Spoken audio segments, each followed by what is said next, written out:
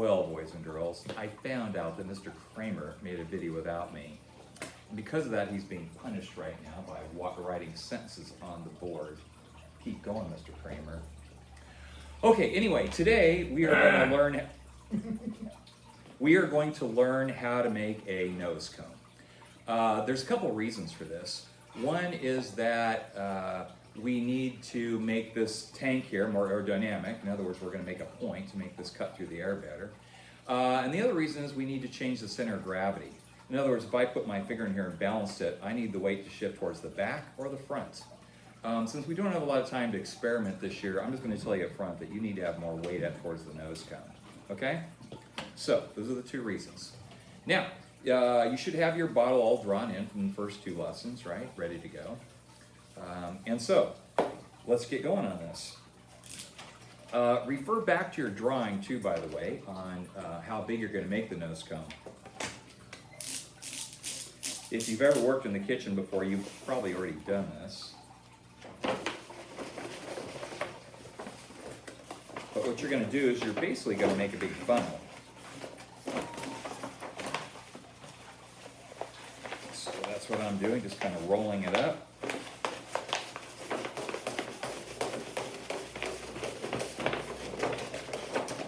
I try and roll it as tight as I can at this end. Get there eventually. And then what I'll do is I'll kind of widen it here. Now on my particular drawing right here, I made mine 30 inches long. So if I do 30 inches, it'd be right about here. Just going to put a little mark. And I'm going to put a little piece of tape there to kind of hold it in place. Just lightly so that, again, it's just tacked in place and I can move it in a minute if I need to. So there we go. I think he's doing his sentences. Anyway, so there we go. And then what I'm going to do is I'm going to, again, match it to the bottle, see if it fits. See, it needs to be a little bit wider.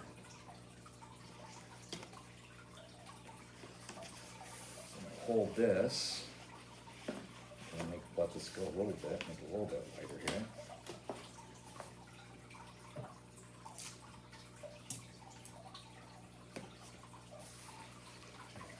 And maybe put something up here too, make it a little tighter. It doesn't have to be a perfect point because I'll tape off the front in a minute here.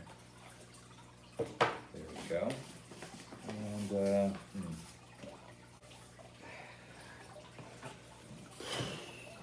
are you ready to help me out a little bit?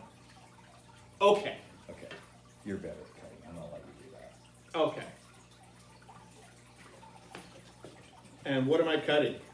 Oh, you're gonna cut where I made that mark. It's 30 inches, and I want you just to cut there. Why is it 30 inches there? Oh, because again, in my drawing, I was busy writing sentences, so I wasn't paying attention. Yeah, well, maybe if you included me, that wouldn't have happened. Anyway. Moving ahead here, yeah, from the plans that you drew without me, yeah, you made this 30 centimeters. So there we go. Nice job, Mr. Kramer. Okay. It's a little short, but... It's okay. It's better to be just a little bit short. What you don't want is a bunch of stuff coming over the side, because again, that's going to create a drag. Now, over here, I have 3 pieces of tape, and what I'm going to do, some people put 4. For me, I just like to do 3.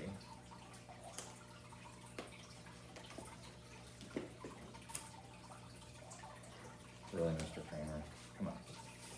Okay, so now what I've done is I've just approximated where I think it's going to go, right?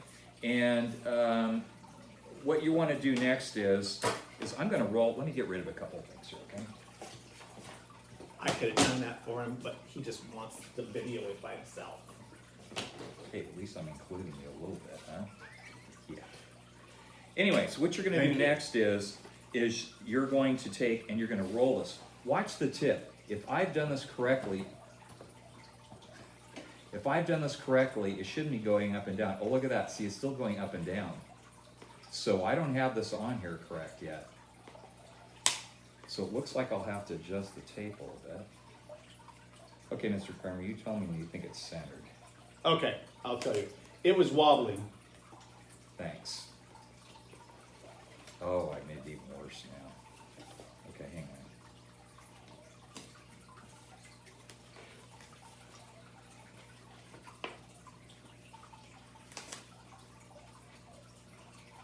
Let's try it. Oh, it's getting even worse. Okay.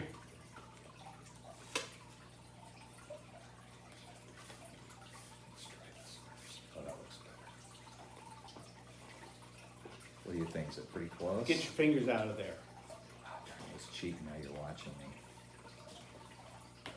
You know what? I think I am going to do a fourth piece of tape here. It keeps moving.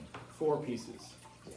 4 pieces gives you 4 quadrants to adjust from. Right. It just wasn't holding strong enough. Kept me up. Pretty close. Pretty close. Well, For a hydro rocket, probably is okay. I think so. I don't think I'd want to go to Mars on it. But, Thanks. Yeah, I think I'm happy with this. okay, so here, I'll hold it while you put the next piece. Okay. So once you've got it to where you want, and again, I've really taken my time on this. What I'm going to do is I'm going to take a piece of tape. Now I want it to hold down. You want to get this as smooth as possible Why? because I don't want any drag. Anything that's not smooth here is going to create drag. See how he's using his thumb to press and rub? That massaging action actually makes the tape stick to the plastic and paper much stronger.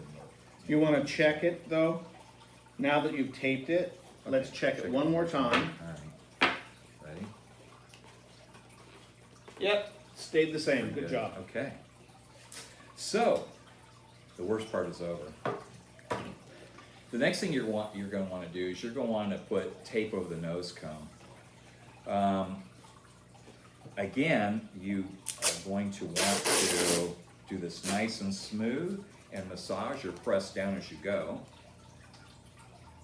So I'm going to start to put this on at an angle. Go real slow on this step. I don't want something done real fast with a bunch of wrinkles.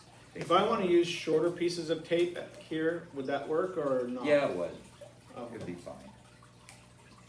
But not little tiny squares. No. I'm gonna I've make seen some rockets with little tiny squares and they put like tons of squares, all square pieces of tape, and they all fly off during launch and it's like snow out there. Yeah. See, I'm. Top right and go. See, right now I started, but you'll notice I have some blank here, and so I'm going to start the tape again up here and just wind it around. All right. Let's try this again.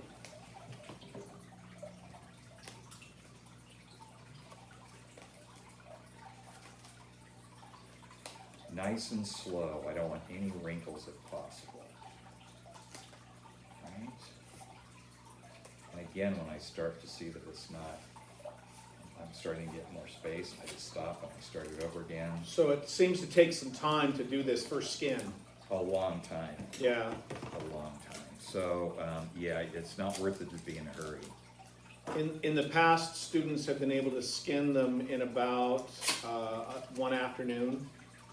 I've had to had some of them restart a few times because it gets really wrinkled easy. Yeah. Every wrinkle adds drag, And the more drag you get, the less altitude you're gonna get. and that's a drag. That's funny, Mr. Kramer. Okay, so I'm not gonna let you watch me skin the whole thing, but you get the general idea. So, yeah, there you go. Now there is one more thing. When you get down to the tank, when you've gone down all the way to the tank, and you go ahead and put a layer of skin or tape around the tank, don't go any further down than this curve. Where it goes from flat to curve, stop adding tape. When it launches, it's going to have water spray all over and the tape will come loose and your rocket will fall apart. I also did only a single skin, and as you can see, I've traced over, this time in red, I've traced over my thin placement marks for this one. So make sure you redo that. Oh, sorry. Go ahead. No, I also wanted to add, one of the reasons you don't take the tape down too is because the launchers we have, it kind of clips it in place. If you bring the tape down, it also, we won't even be able to launch it. Yeah, Okay. because it'll be too fat and heavy with tape around the valve. Yeah. Yep. So there you go. Okay.